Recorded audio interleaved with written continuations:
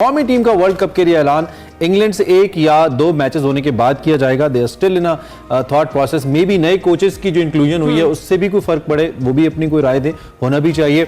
22 मई के बाद मुतवक्के है कि ऐलान होगा। और ये इतना लेट क्यों किया जा रहा है? क्या इसका जो मतमय नजर है वो परफॉर्मेंस है या देयर इज समथिंग एल्स? इस पर हमने बात करनी है। और इस सारी सर्जरी के लिए we have just one doctor available with us and that is Mirza Iqbal Baig साहब, द डॉक्टर ऑफ क्रिकेट। उनसे हम लाइव बात करते हैं। मेरे साथ thank you very much for joining us. कैसी हुई आपकी सुबह? आप कैसे हैं? ठीक ठाक हैं? बहुत बहुत शुक्रिया। सुबह बखैर इमरान, आपको भी और हिना आपको भी। बिल्कुल मैं खैरियत से हूँ, लेकिन वो मुनीर नियाजी का मुझे शेर याद आ गया कि हमेशा देर कर देता हूँ। पाकिस्तान क्रिकेट बोर्ड के लिए वही है। अच्छा, आपको लगता है ये देर इंटेंशनल है या इसके पीछे क्या लॉजिक क्या है? आपको क्या लगता है मेरे साथ? मजबूरन ये देर हो रही है क्योंकि उसकी वजह ये कि पाकिस्तान के कई प्लेयर्स जो है वो फिटनेस प्रॉब्लम्स का शिकार हैं। चाहे वो मोहम्मद रिजवान हो, आजम खान हो, इरफान नियाजी हो, हारिस रऊफ हो, बेशुमार क्रिकेटर। और माशाल्लाह जो ट्रेनिंग करके आए ना, उस ट्रेनिंग के बाद भी अब इनके अंचर पंक्चर ढीले हो चुके हैं। और इनको दोबारा से फुल्ली फिट होने के लिए इनको जो है वो बहुत सारी चीजें करना पड़ेंगी। ठीक है ना? तो इस वजह से ये मुश्किल है। लेकिन आज सुनने में आ रहा है कि आज टीम का ऐलान होगा। और पहले कहा गया था कि नकवी साहब कराची आए थे, उन्होंने कहा कल होगा, लेकिन विमेन टीम का ऐलान हुआ। विमेन की परफॉर्मेंस भी आपके सामने। इतना पैसा खर्च कर रहे हैं पाकिस्तान क्रिकेट बोर्ड, और चाय पीने अपनी गाड़ी में निकल जाती हैं, एक्सीडेंट हो जाता है। और फिर उसके बाद पाकिस्तान क्रिकेट बोर्ड ने सख्त नोटिस लिया है विमेन क्रिकेटर्स किस तरह निकलने का। और एक विमेन के लिए सिक्योरिटी ऑफिसर भी रखा गया है। अच्छा। ताकि इन पर चेक रखा जाए, अंदाजा लगाए ना कि हाँ बहुत ज्यादा हो गई है। तो इसी वजह से आपको नदीम अफजल चंद याद आ जाते हैं। चलें, और आप क्या सवाल क्या करेंगे? अच्छा, सवाल आप क्या करेंगे इमरान? अच्छा मिर्जा साहब, जिस तरह से अगर हम देखें आयरलैंड के बाद जो इंग्लैंड टूर हमारी टीम का एक तगड़ा टेस्ट होने वाला है अहेड ऑफ वर्ल्ड कप, तो हम किस हद तक प्रिपेयर्ड हैं? क्या समझते हैं आप?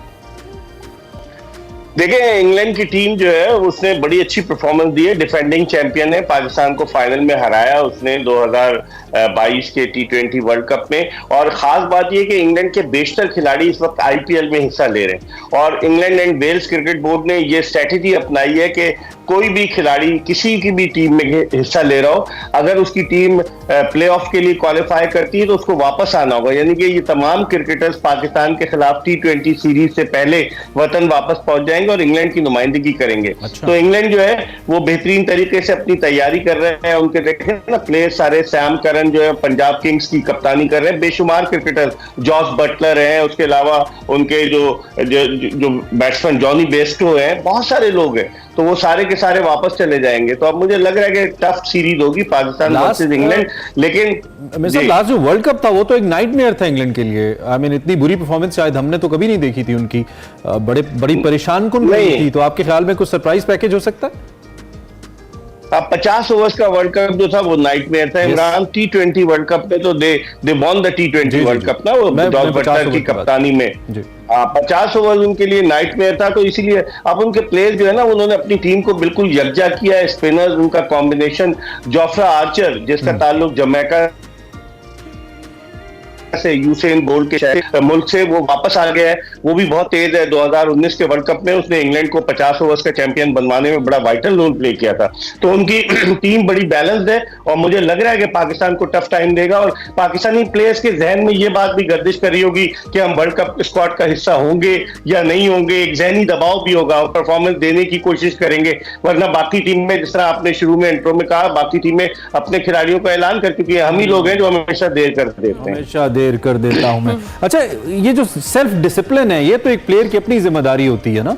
वो खुद पे तवज्जो देता है, खुद को फिट रखता है, अपनी जो प्लेइंग या लिविंग लाइफ है इन द क्रिकेट और एनी स्पोर्ट्स, उसको ज्यादा लंबा लेके चलता है। लेकिन हमारे प्लेयर्स में ये चीज, इसकी कमी नजर आती है। क्या ये भी बोर्ड की जिम्मेदारी है कि वो प्लेयर्स को फिट भी रखे और फिट भी रखवाए? What do you have to eat, what do you have to do, what should be your schedule? इसमें अब जिम्मेदारी किसकी है? इसको किसी न किसी को जिम्मेदार तो ठहराना चाहिए, बिकॉज ये सबसे बड़ा मसला बन गया है हमारे क्रिकेट के अंदर, फिटनेस।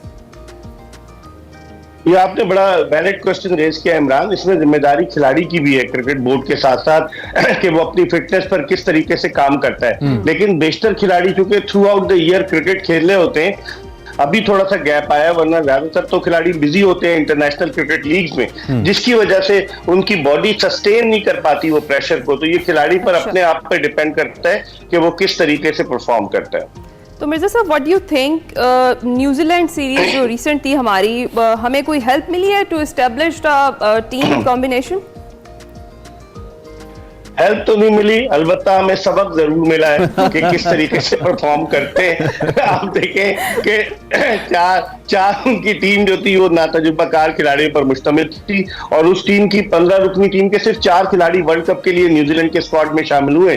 बकिया उनके 11 पुराने खिलाड़ी वापस आ गए। उनके यहाँ जो आए थे कप्तान Michael Bracewell, mark Chapman, Jimmy Neesham और इश सोडी, ये 4 खिलाड़ी जो वर्ल्ड कप स्क्वाड में, बाकी सब नए आए। तो हमारे लिए सबक ही था कि किस तरीके से हम अपने होम क्राउड के सामने होम ग्राउंड पर कैसा परफॉर्म कर रहे हैं। तो हमें अपनी खामियों को, गलतियों को, और वो जो कहा जाता है ना इमरान के 7 से 15 ओवर्स के दरमियान का जो फेज होता है, जो हमारे बैट्समैन बड़े स्लो हो जाते हैं। दुनिया कहां से कहां, हमारा जो स्ट्राइक रेट है 7 से 15 ओवर के दरमियान 7.3 का है, जबकि ऑस्ट्रेलिया 8 या 9 का है, और हम अफगानिस्तान हमसे सिर्फ नीचे है, बाकी सारी टीमें हमसे ऊपर है। तो will have to concentrate on that कि हम अपना स्ट्राइक रेट कैसे बढ़ाएं। ये सबसे बड़ा मसला तो सब बहनों के कि भाई बाबर भाई उनका भी है ना कि वो स्ट्राइक रेट आखिर में 3-4 स्ट्राइक करके वो अपना स्ट्राइक रेट थोड़ा बेहतर तो कर जाते हैं, लेकिन वो पहले टीम सफर कर रही होती है उससे। बाबर का ये प्रॉब्लम तो बहरहाल है।